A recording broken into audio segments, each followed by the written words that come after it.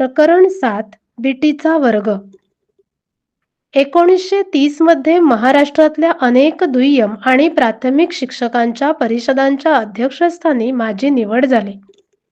जळगावला खानदेशमधील दुय्यम शिक्षकांची जी परिषद भरली होती तिच्या अध्यक्षस्थानावरून मी केलेले भाषण विशेष गाजल्याचे मला स्मरते. माझे आदर्श पाठ हे या परिषदांचे विशेष आकर्षण असे. भूगोलावरचे माझे पाठ अत्यंत लोकप्रिय झालेले होते. सर्वसामान्य शिक्षकांना आणि विद्यार्थ्यांना रुक्ष वाटणारा भूगोलासारखा विषय जास्तीत जास्त किती आकर्षक आणि मनोरंजक करून दाखवता येईल याचे प्रात्यक्षिक जणू काही माझ्या आदर्श पाठातून शिक्षकांना पाहावयाला मिळे. त्या वर्षी शिक्षण क्षेत्रामधले 2 सर्वोच्च सन्मान मला प्राप्त झाले. बीटी परीक्षेचा परीक्षक म्हणून माझी नेमणूक झाली आणि दुसरा म्हणजे माझ्या कॅम्प एज्युकेशन सोसायटीच्या हायस्कूलला बीटीच्या परीक्षेचा अभ्यासक्रम शिकवण्याची 5 वर्षांकरता मुंबई विश्वविद्यालयाने मान्यता दिली. अशी मान्यता माझ्यापूर्वी श्रीयुत रामभाऊ परुळेकर यांच्या मालवण येथील टोपीवाला हायस्कूलला मिळालेली होती. पण रामभाऊ जेव्हा मुंबई महापालिकेच्या शिक्षण खात्याचे सेक्रेटरी म्हणून नियुक्त झाले तेव्हा त्यांच्या शाळेची ती मान्यता संपुष्टात आली.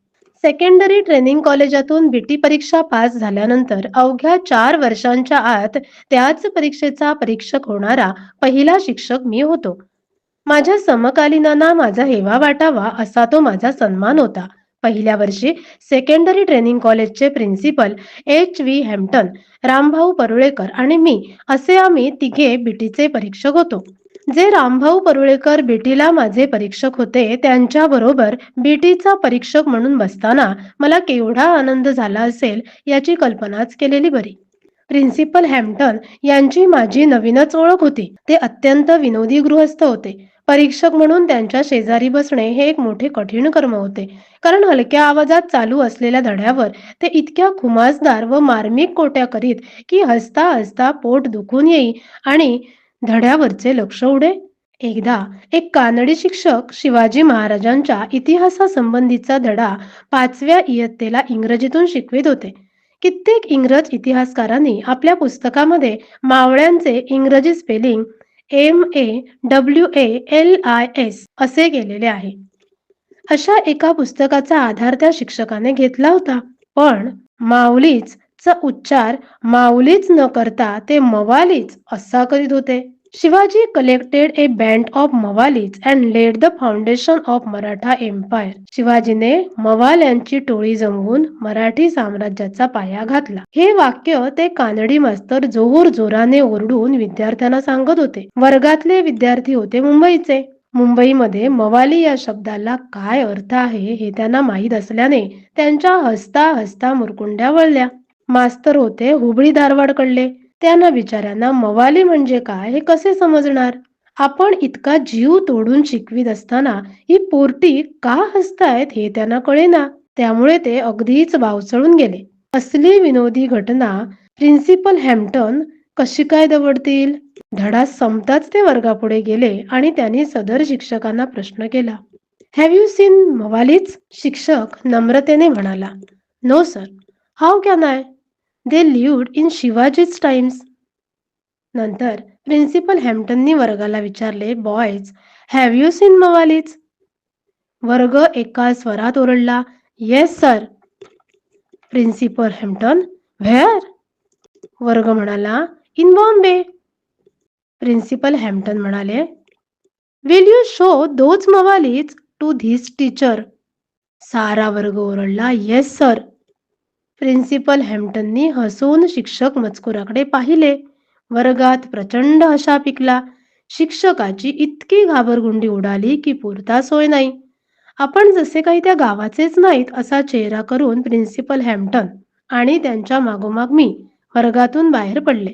मुंबईच्या राममोहन स्कूलचे त्यावेळी एक हेडमास्तर होते. त्यांचे नाव शंकर विष्णू फडणीस. हे एक विलक्षण उत्साही गृहस्थ होते, पण दिसावयाला अत्यंत बावळट असत. वयाने त्यावेळी ते माझ्यापेक्षा 7-8 वर्षांनी मोठे होते. तथापि बीटीसाठी ते सेकंडरी ट्रेनिंग कॉलेजमध्ये आलेले होते. प्रिन्सिपल हॅम्प्टनचे वर्षभर विद्यार्थी असल्याने त्यांना ते चांगलेच ओळखीत होते. त्यांच्या इंग्रजीच्या धड्याचे परीक्षक म्हणून प्रिन्सिपल हॅम्प्टन यांच्याबरोबर मला जावे लागले. प्रिन्सिपल हॅम्प्टन मला म्हणाले, "Atre, you look to his lesson. I shall have a little nap."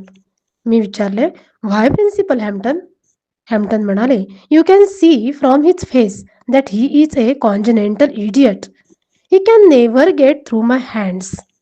Principal Hampton यांचे म्हणणे अक्षरशः खरे होते. श्री फडणीस यांचा धडा आपला असा तसाच होता, पण मी त्यांना पास करून टाकले. मनात म्हटले की मुंबईतल्या एका चांगल्या शाळेचा हा माणूस इतकी वर्ष हेडमास्तर आहे, याला नापास करण्यात काय अर्थ आहे. धडा संपताच श्री फडणीस प्रिन्सिपल हॅम्प्टनकडे तरातरा चालत आले आणि आगाऊपणा करून त्यांनी विचारलेच, "sir, what do you think of my lesson?" Principal Hampton म्हणाले, "well, I enjoyed your lesson very much. It gave me a good nap." तरी त्याचा अर्थ फडणीस यांना समजला नाही. त्यांनी अधिक लोचटपणा करून प्रिन्सिपल हॅम्प्टनना विचारले, "sir, will you preside at our school gathering?" Principal Hampton म्हणाले, "व्हॉट डे?" फडणीस म्हणाले, "नेक्स्ट मंडे." प्रिन्सिपल हॅम्प्टन म्हणाले, "oh, that day will suit me very well, because I shall be out of Bombay on that day." अशा principal हॅम्प्टनच्या अनेक गमती सांगण्यासारख्या आहेत. त्यावेळी माझे वय अवघे 32 वर्षांचे होते, पण मी 25-26 वर्षाच्या तरुणासारखा दिसत असे. मी ज्या शिक्षकांचा परीक्षक होतो ते माझ्यापेक्षा कितीतरी वर्षांनी वडील होते. माझ्या तरुण आकृतीमुळे बीटीच्या परीक्षेला बसणाऱ्या विद्यार्थी शिक्षकांचा कसा गोंधळ उडत असे त्याची एक गंमत सांगण्यासारखी आहे. पुण्याची ॲनी, आडनाव सांगत नाही, नावाची ज्यू शिक्षिका त्या वर्षी बीटीला बसली होती. आपल्या परीक्षेच्या पाठाच्या वेळी कोणाही बीटीच्या विद्यार्थी शिक्षकाने आपल्या वर्गात मागल्या बाजूला बसू नये याबाबत तिचा फार कटाक्ष होता. सामान्यतः दुसऱ्या शिक्षकांचा परीक्षापाठ चालू असताना ज्यांचा पाठ अद्याप झालेला नसतो असे शिक्षक तो पाठ पाहावयाला बसत असतात. तो एक नेहमीचाच परिपाठ असे, पण ॲनी ही घाबरट शिक्षिका असल्याने आपल्या पाठाला परीक्षकांखेरीज दुसऱ्या कोणाही शिक्षकांनी बसू नये म्हणून तिने वर्गाच्या दाराशी उभे राहूनच आपला धडा ऐकू इच्छिणाऱ्या शिक्षकांना बाहेरच्या बाहेरच पिटाळून लावले. एवढ्यात मी आलो. त्याबरोबर तिने मला हटकले. ती म्हणाली, "प्लीज डोंट कम इन." मी विचारले, "व्हाय?" ती म्हणाली, "I don't want you to attend my lesson." तेव्हा मी हसून म्हणालो, "but I have to attend your lesson." तिने विचारले, "व्हाय?" मी उत्तरलो, "because I am your examiner." त्याबरोबर ॲनी इतकी घाबरली म्हणता पायापासून डोक्यापर्यंत ती थर कापू लागली. मी शांतपणे तिला म्हणालो, "प्लीज बिगिन युअर लेसन." ॲनीने आपला धडा सुरू केला खरा, पण तिच्या जीवात जीव नव्हता. तिचे ओठ कोरडे पडले होते. त्यावरून जीभ फिरवीत फिरवीत ती कशी तरी बोलत होती. तरी देखील तिचा धडा तसा काही अगदीच वाईट नव्हता. पास होण्यापुरते मार्क तिने मिळवले. मुंबईत ज्या ठिकाणी मी उतरलो होतो तेथे माझा पत्ता शोधित शोधित दुसऱ्या दिवशी सकाळी ती आली आणि मला म्हणाली, "काल मी तुमचा अपमान केला म्हणून तुमची क्षमा मागायला आले आहे. तुम्ही माझ्यावर फार रागावला असाल नाही?" मी हसत हसत म्हणालो, "छे छे, तू माझा अपमानही केला नाहीस आणि तुझ्यावर मी रागावलोही नाही. तुम्ही माझे परीक्षक असाल याची मला कल्पनाच नव्हती." ती म्हणाली, "because you looked like a student of the ST. College." त्यावर मी म्हणालो, "that is a compliment and not an insult." तेव्हा ती मनापासून हसली आणि केवळ त्या एका गोष्टीमुळे आपण नापास होणार नाही अशी तिची जेव्हा खात्री झाली तेव्हा निर्धास्त मनाने तिने माझा निरोप घेतला. बीटीच्या परीक्षेला मी पुढे 3-4 वर्ष परीक्षक होतो. कॅम्प एज्युकेशन सोसायटीच्या शाळेत बीटीचा अभ्यासक्रम शिकवण्याची जी मान्यता मुंबई विश्वविद्यालयाने दिली तिचा फायदा कमीत कमी 25 शिक्षकांनी तरी घेतला. हे वर्ग रोज सायंकाळी शाळा सुटल्यानंतर मी चालवीत असे. शैक्षणिक मानसशास्त्र, शिक्षण पद्धती, शिक्षणाचा इतिहास हे निरनिराळे विषय मी एकटाच या वर्गाला शिकवीत असे. या वर्गाला जोडूनच एसटीसीचाही वर्ग मी चालवत होतो. पुण्याच्या लष्कर भागातील अनेक पारशी, ख्रिस्ती आणि ज्यू शिक्षिका याच माझ्या वर्गातून एसटीसी परीक्षा पास झाल्या.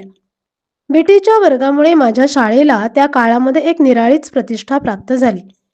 शिक्षणशास्त्राचे एक आदर्श केंद्र असा शाळेचा सर्वत्र लौकिक पसरला. माझ्या वेळचे मुंबईच्या सेकंडरी ट्रेनिंग कॉलेजचे प्रिन्सिपल HR हेमले हे लंडनच्या डे ट्रेनिंग कॉलेजमध्ये शिक्षणशास्त्राचे प्राध्यापक झाले होते. त्यांनी मुंबई इलाख्याचे त्या काळचे director of public instruction Shri Beckett यांना एक खासगी पत्र लिहून अत्रे यांना तुम्ही सरकारी शिक्षण खात्यात उचला असे सुचविले होते. एक दिवस अचानकपणे डायरेक्टर बेकेट हे माझी शाळा पाहावयाला आले.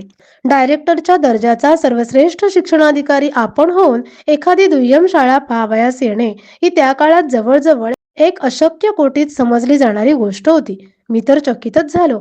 बरे, बेकेट साहेबांची नि माझी तशी व्यक्तिगत ओळखही नव्हती. माझी शाळा पाहून साहेब बहादूर भलतेच खुश झाले. तुमच्यासारख्या माणसांनी आमच्या शिक्षण खात्यात यावयाला पाहिजे असे जाता जाता त्यांनी सूचित केले. कॅम्प एज्युकेशन सोसायटीचा मी आजन्म सेवक होतो. त्यामुळे ती संस्था सोडून मी सरकारी नोकरीत शिरणे ही गोष्ट जवळजवळ अशक्यच होती. शिवाय सरकारी नोकरी करणे ही गोष्ट माझ्या रक्ताला मानवण्यासारखीच नव्हती. म्हणून बेकेट साहेबांनी केलेल्या सूचनेचा फारसा गंभीरपणे विचार करण्याच्या भानगडीत मी पडलो नाही. तथापि काही दिवसांनी मुंबई शिक्षण खात्याच्या पहिल्या वर्गातल्या इन्स्पेक्टर ऑफ एज्युकेशनच्या एका जागेची जाहिरात वर्तमानपत्रात प्रसिद्ध झाली आणि त्या जागेसाठी मी अर्ज टाकावा अशी सूचना पुन्हा मला बेकेट साहेबांकडून करण्यात आली. मी मोठ्या पेचात सापडलो. तथापि माझ्या सहकारी आजन्म सेवकांच्या अत्याग्रहामुळे अखेर मी त्या जागेसाठी अर्ज तर टाकला. भारी पगाराच्या या जागेसाठी साऱ्या भारतातून अर्ज आले असल्यास त्यात विशेष आश्चर्य वाटण्याचे कारण नव्हते. या सर्व अर्जामधून 10 माणसे निवडण्यात आली. त्यात माझा समावेश झालेला होता.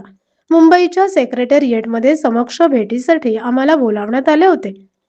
निवड मंडळाचे प्रिन्सिपल H.G. रॉलिन्सन, डायरेक्टर बेकेट आणि H.V. हॅम्प्टन असे तिघेजण होते. या तिघांशी माझी चांगलीच ओळख होती.